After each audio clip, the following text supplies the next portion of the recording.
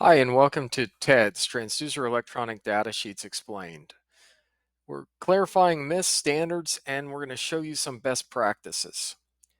My name is Henry Zumbrun. I'm the president of Morehouse Instrument Company, and I'm giving this webinar because I think this is a great topic and many misunderstand TEDS. The simple thought process is we get this chip in the load cell and it'll detect everything. We just buy all these meters, everything's plug and play, no technician errors, just super, super easy. That's all great. However, it doesn't really work that way. And there's many misconceptions that we're going to talk about. Uh, First is what TEDS is in the history of TEDS, which was introduced in 2000. It's like 25 some years ago. And they are programmed IEEE chips that can store information that a meter can read. There's a picture of it to the left here. The concept is a chip or connected to that is connected to a load cell or a cable that is simply plug and play. It's just a simple memory chip is all it is. And then there is a standard. It's the 1451.4, and it's straightforward concept that can be fitted to new load cells or retrofitted to existing load cells. So you wouldn't need a new load cell. You just basically need a meter that can read the chip. And you need the program, the lab or yourself need to have the capability to program the chip. It's the chip itself is separate from the sensor bridge circuit, although wiring connections may be shared. And the concept is fairly simple. A load cell, a TEDS chip, usually embedded in the cable, um, a data acquisition or meter that can read the TEDS, and then an interpreted output. You're going to do something with that data that you're sending to the meter, and it's going to likely put it into force units, or at least that's what we're hoping it does.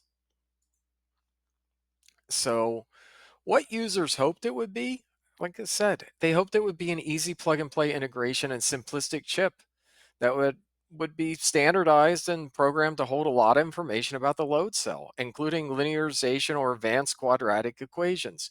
You could store maybe other data, serial number, ID number, last time it was cowed, all this other stuff in the templates. And that would allow the systems to auto detect and self configure for each device, supporting Industry 4.0. And Industry 4.0, yeah, that's something that you go to enough quality shows, you hear they talk all about it, but it's the aim of it is to create an interconnected manufacturing system that would leverage automation, real-time data, some artificial intelligence, and that would what it would do is help you optimize efficiency, flexibility, and decision making. The concept is really cool. It's a lot of invest in automation. People are expensive, not to say ever get rid of anybody, but if you want to grow and meet demand, you're going to have to somehow automate. So I get why a little bit of the revision of, oh, if we can get these plug and play sensors, that would be really great, wouldn't it?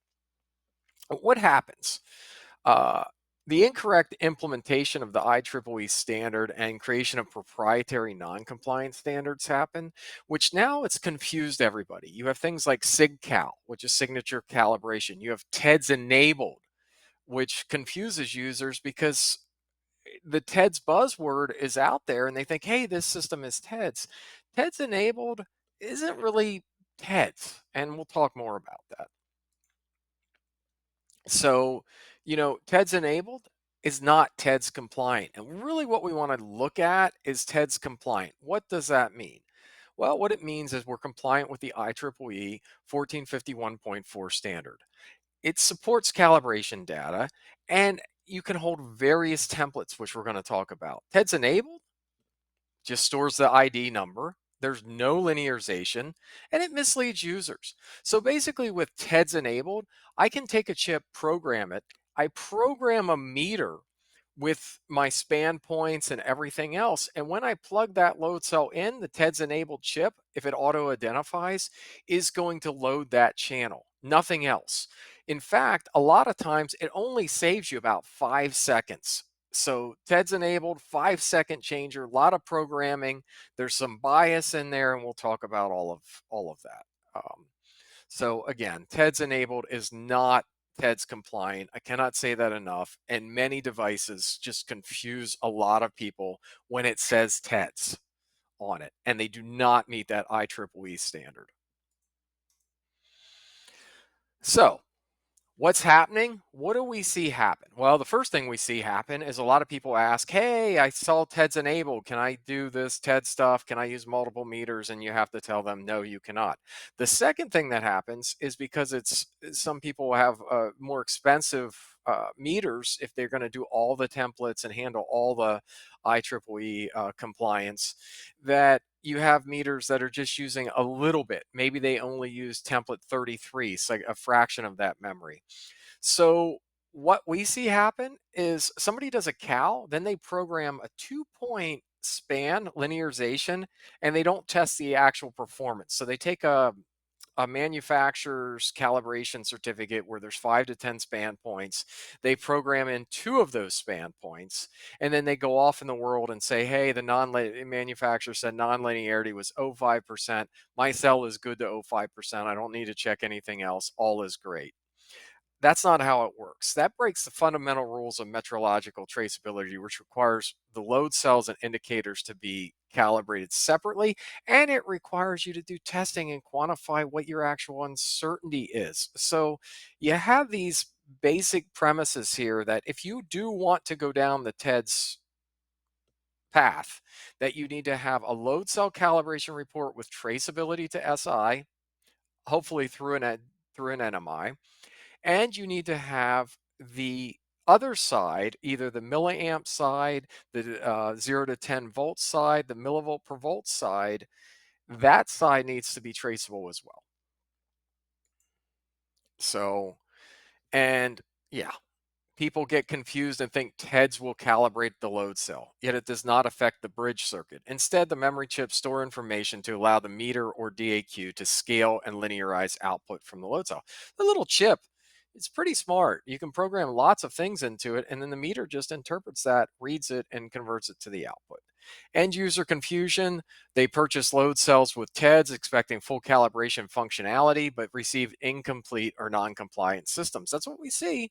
And then even above all of that, sometimes because we're a calibration lab that is accredited, sometimes people have to use us because they need the accreditation as well. And then manufacturers have made their own TEDS device where they don't share the passwords, or they lock us out of being able to program the meter. So then we report that it's out. It's got to go back to the manufacturer. They adjust it. Hopefully they have good machines. They send it back to us, and then we report it. Just a lot of extra work that makes no sense if you need the accredited cal. So, how do we fix the confusion? Well, we start with things like this virtual webinar where we discuss the advantages and disadvantages of TEDS and decide if the TEDS is right for you.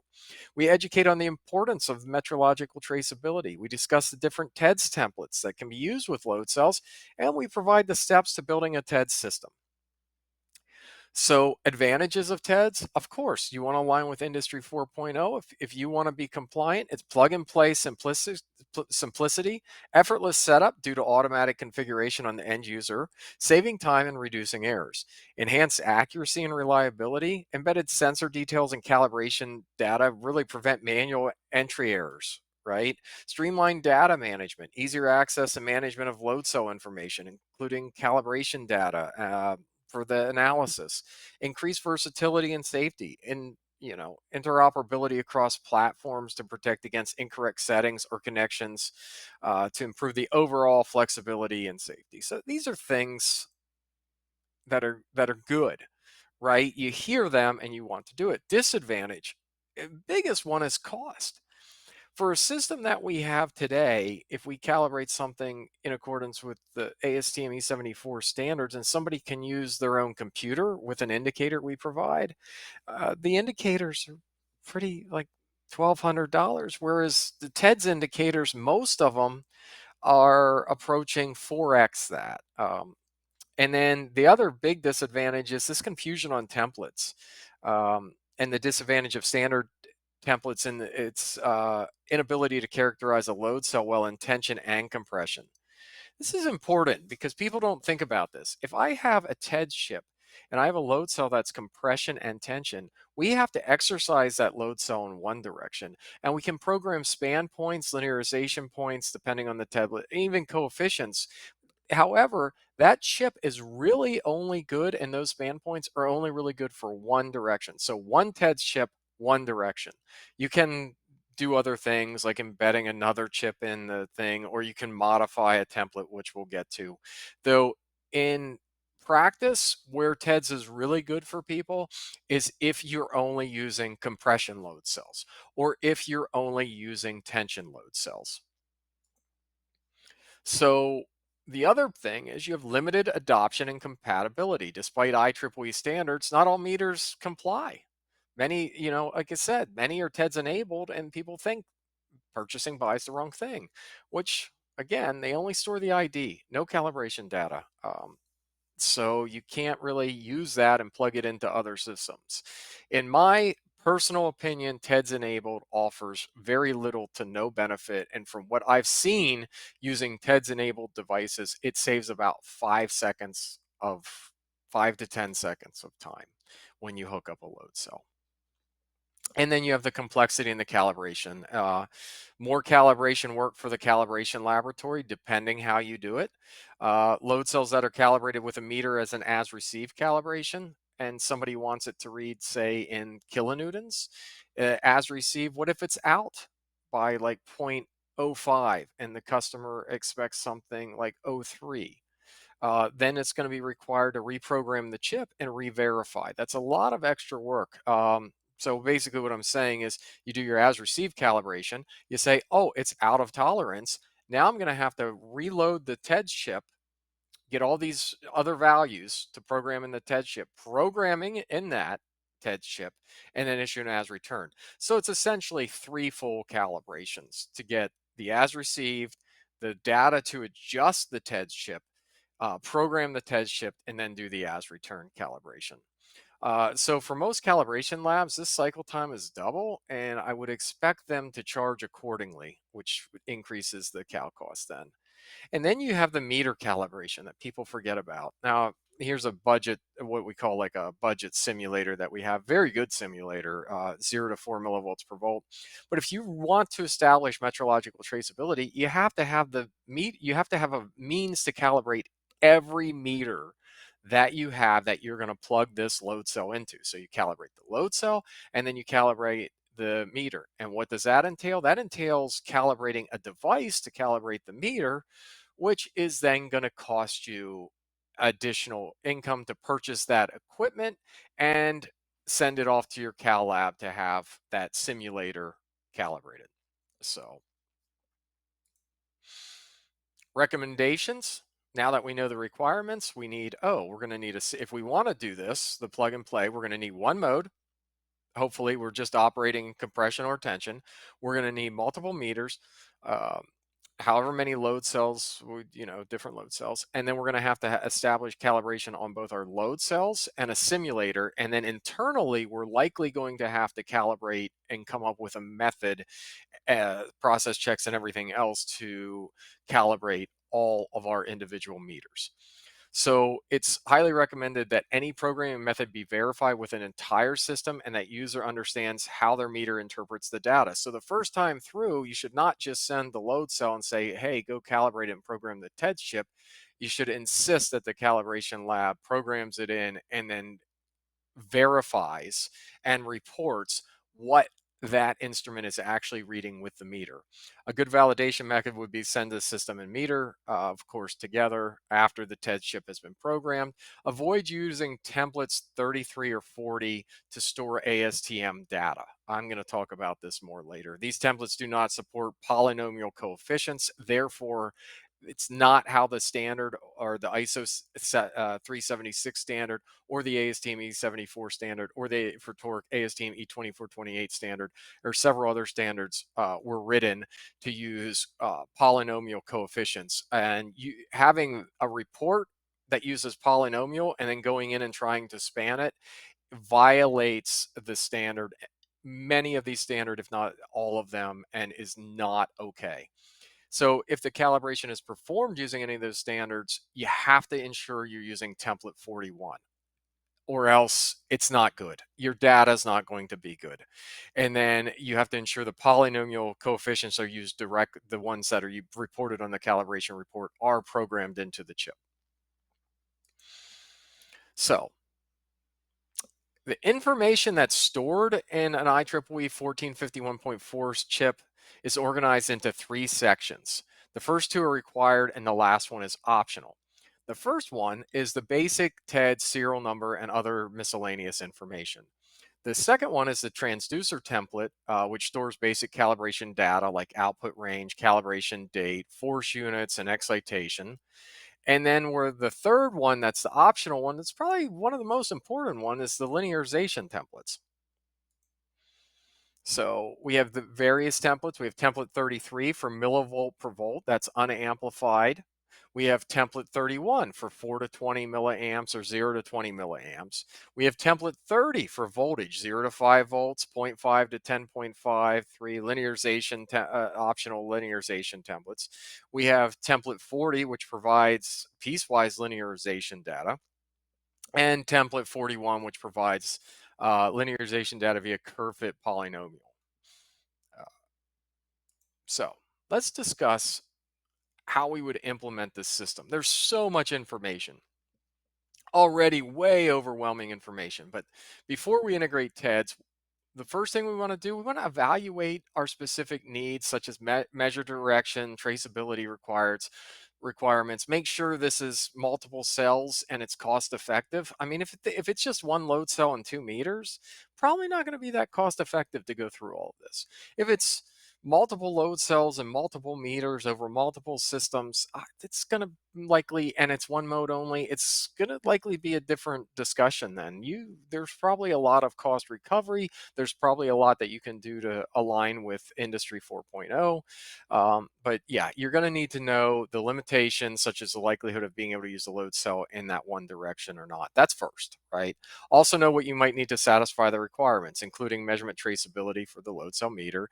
Know whether in which linearization template your meter accepts, or the meter that you're going to purchase. A meter that accepts template 41 can range anywhere from that we've seen from $800 to all the way up to 10,000 plus or more.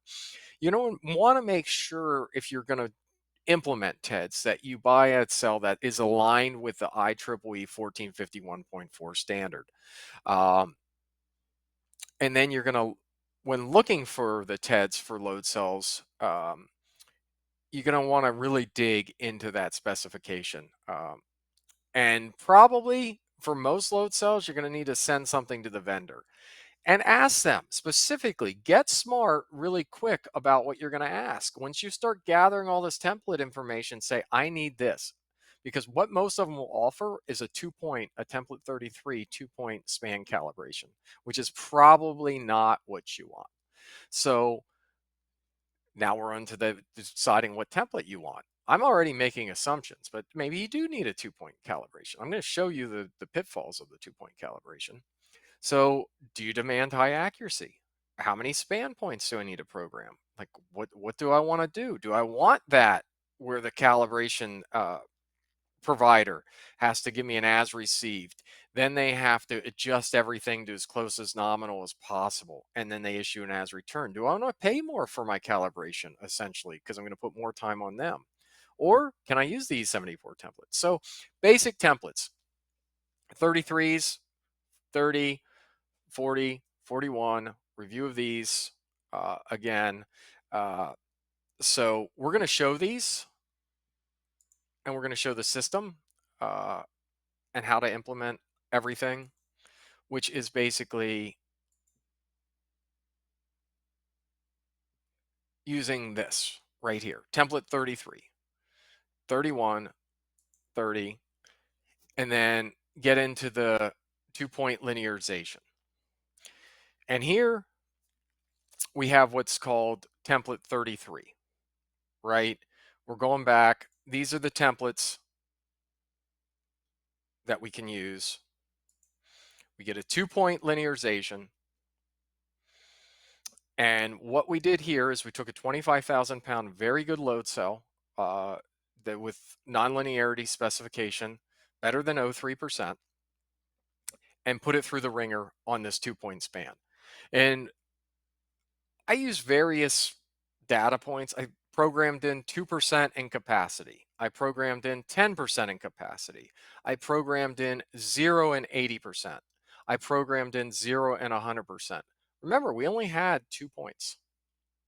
So they're programmed in. And no matter which 2 points you pick here, the errors can be quite large. You can see errors that are 0.05%.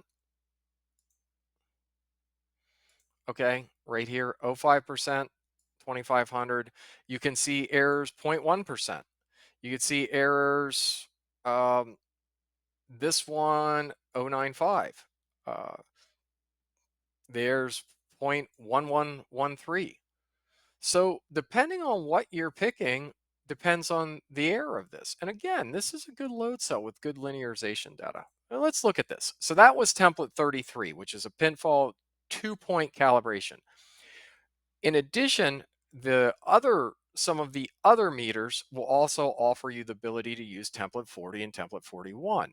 So template 40, we can span multiple data points. In fact, you can do up to 126. There's 127 points in the thing. That's a lot of points to span in. And template 41 will do the polynomial fit. So if I take this data, and let's say just use template 40, I could trim this in, right? But I used 4 span points.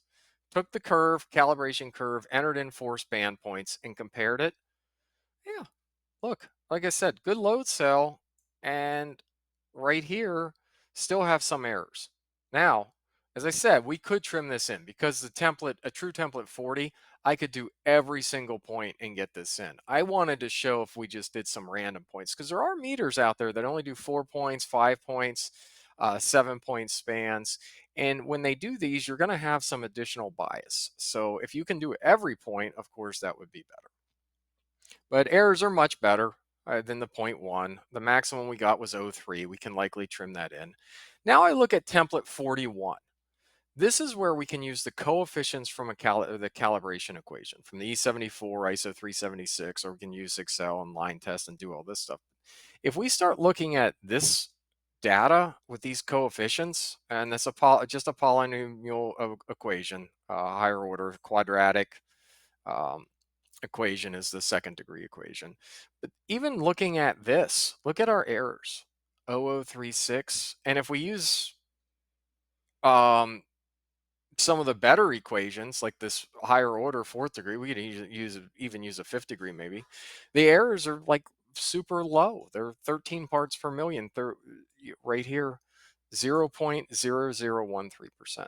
So if you're going to fit test data, and the coefficients, what's nice about this is a proven method. It's an E70, ASTM E74. It's an ISO 376. You can generate the polynomial equations, and you can fit the data. And guess what? The Cal Lab could do all of your calibrations in millivolts per volt, enter in the data. They should verify a few points, but as soon as you verify the points, and verified the software, that it's working.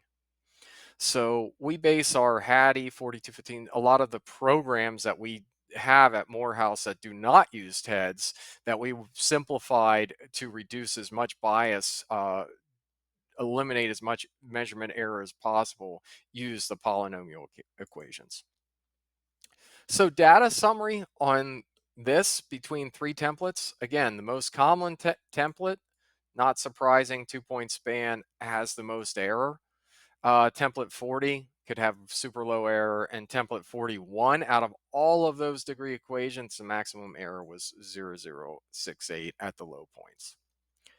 So summary of this, template 33 or 40, calibration type 1 mode, as received calibration, that's where you have to reprogram it. As returned, might need adjusted for additional measurement errors or bias. It might not be cost effective, maybe at 1.5 the standard calibration cost, and you're still limited to just 1 mode, unless you somehow have a special 40 and go through 0. There are ways to do it. It's just really cumbersome, and there's a lot more that needs to be done. So if somebody's wondering how you would do it, you'd have to say, hey, you'd have to really be descriptive to the Cal Lab. Like, start the way I'm going to use this load cell is I'm going to start in tension. I'm going to exercise the device to full capacity, and then I'm going to descend descend to zero, then exercise and compression, go through the whole thing. It's not really good. You have 0 points that are very tricky to get into the equation to go through both a compression and tension curve. It's you're not going to undo that material hysteresis, and your errors are going to be quite large. You're talking 0.5% errors or more on this. It's just not very easy to do. So critical implications are dual mode limitations. It's rare that load cells have perfect tension, compression, symmetry. It's also more rare that you're going to have the material hardened enough and the gauge is good enough that you're not going to have this hysteresis between switching from one mode to the other. Dual set TED setup. If you want compression and tension, you're still going to have to. Someone's going to have to manually do a switch or do something to have the TEDS chip and the meter recognize its compression versus tension. Firmware dependency. Firmware must interpret compression and tension points correctly. And then you have the traceability concerns that if the load cell and indicator are not calibrated together, separate uncertainty budgets must be created. So if we're looking at the other critical considerations via flowchart, using the cell in both tension and compression, yes. Does the meter firmware handle both? No, probably not. We don't see many that do. And if they do, it's some kind of custom program where they've not truly compliant with the IEEE standard. They've made their own custom program that only that manufacturer probably can program and load coefficients. And more than likely, it's some portion of template 40 that's been modified. Um, so if it doesn't handle both, you're going to have to figure out, I want two chips? Do I need a manual switch? And then what else do I need? So checklist, hopefully, if you want really, really high accuracy, low uncertainty, template 41 is going to be the best. Validate your TEDS programs with complete system checks. For engineering units programming, plan for multiple calibration runs, and then document the calibration measure method and traceability. So basically, Morehouse TEDS meters, what we have, this is a PSDS. This is a less expensive one. This one contains basic 2-point calibration. It can read it. It can also read, depending on the meters and everything else. Some TEDS devices can hold extended calibration tables. ID 40, which is that multiple point up to 127. ID 41, the polynomial calibration. You just need to look at that specification sheet and have the discussion with the manufacturers. So, and this says all standard TEDs. This is the IEEE compliant. Contain that. Remember, this is TEDs. Standard TEDs is IEEE compliant, not TEDs enabled or SIGCAL or anything like that. So when you first connect the new TEDS device to PSDS, a message will appear stating that the device has been detected and the default settings have been used. The first detected valid calibration table from the TEDS device will be selected. That's how it's going to work with this meter. It's a really good handheld meter, not the best meter. It's a good budget friendly. If you're looking for like 0.1% of applied, 0.05 maybe you could get that. That's going to be tight. This one's a lot better. It's our 4215 plus. It does not come standard with TEDS. That's an upgrade. And the upgrade allows the ability to read and write TED templates 33, 40, and 41. So you can do that via the meter. It's not the easiest to program via a meter. Usually a computer program is going to be easier to program TEDS chips. National Instruments has some that can program all the TEDS templates, though you're going to have to figure out if the meter will read all those TEDS templates. So the upgrade can be added. So you can, if you do not, the way we do things now, if someone sends the meter in for Cal. We issue the report. You can go in and enter the coefficients manually. If you get the TEDS upgrade added to it, you can put the chip in. That coefficients will any 4215 plus with TEDS you can plug into, and it'll read the coefficients. And you can also write them. And it comes standard with the ability to use polynomials, as I said, internally. So what you're saving or you're able to do is, if you truly develop your whole system and got a fleet of 4215 pluses with TEDS, you could interchange meters and load cells all day long. The downside is you're going to have to establish the traceability for both meters and load cells all day long. And that requires, ASTM has pretty descriptive guidance on the simulators required, and it's a pretty big investment to get a good simulator and have a calibration performed on it. And when someone says, well, what's a significant venture? What is that significant investment? It's going to be likely over $5,000 initially, and then you're going to have annual calibration costs. So red flags that we see when using TEDS: incorrect implementation of the IEEE standard, something like SIGCAL, TEDS enabled, signature calibration. The other thing, programming TEDS via 2-point linearization and not testing the actual performance. So I give you cal data, like that 25,000-pound load cell. I pick 2 points. Here you have it. You go use it. We've never shown what I showed on that curve, that you have the 0.1% or 0.122% errors here and there and all that. So that happens. Breaking fundamental rules of metrological traceability, where people do not think about the meters. Oh, all meters come from the same manufacturer. They're the same, right? No, they need to be calibrated independently. So you cannot use ASTM E74 calibration and program points into template 33 or 40 and have that calibration be valid. A lot of customers, not customers, but a lot of companies do that. And then we get their customers asking us questions, and we have to be the bad person in this whole scenario to tell them that this isn't okay. We had one where they yelled out, "You didn't program the TEDS." Well, no, we did an E74 cal, and the only thing you sent in was something that could handle template 33, which is 2 points, which is not what you're telling us you need when you say you need E74. So watch out for the manufacturers and suppliers who violate these rules.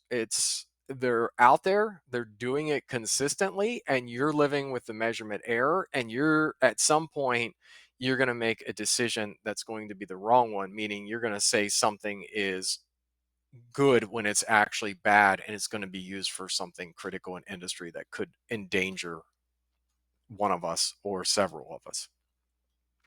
So make sure your calibration provider explains what they are doing. If they perform an ASTM E74 but only program the 2 points on the TEDS chip, you wasted your money, right? I keep harping on this. Calibration's not, it's compromise. Doesn't work.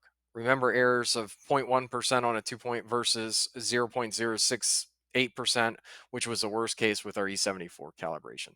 If they program the 2-point, you must claim the 0.1% and likely do your own verification. So again, you threw out your money, you wasted your time with them. You got a certificate. Maybe an auditor didn't catch it, though it's wrong. And now you know it's wrong. So look, said it before, our purpose, we wake up each day, we come to work to create a safer world by helping companies improve their force and torque measurements. Hopefully this webinar will help you improve your thinking or recalibrate your thinking when it comes to TEDS. TEDS can be very useful if you are buying and have the right processes in place to go down and program all your meters, establish the metrological traceability on both sides, use the right templates. We are here to help. So just ask us. This is 25-year-old technology. There should be something better, right? So key takeaways: validate your system, follow calibration traceability guidelines, use template 41 when you can, where appropriate, understand what your meter does with the TEDS data. Misinterpretation negates valid calibration. So this Slide right here is probably the best. Template comparison. Template 33, 2-point span. Template 40, multiple span. That's where I showed an O3 error. We can adjust it better than that. Template 41, best accuracy, errors in parts per million. Again, make sure you're using template 41 if you ASTM or ISO 376. Buy meters, hopefully, if you have that one direction, tension or compression, and TEDS is a suitable fit. Template 40 is going to be so much better than template 20 or than template 33. And avoid relying solely on TEDS enabled devices. They really don't do that much. We have them. I'm going to speak bad about them because you just don't use them.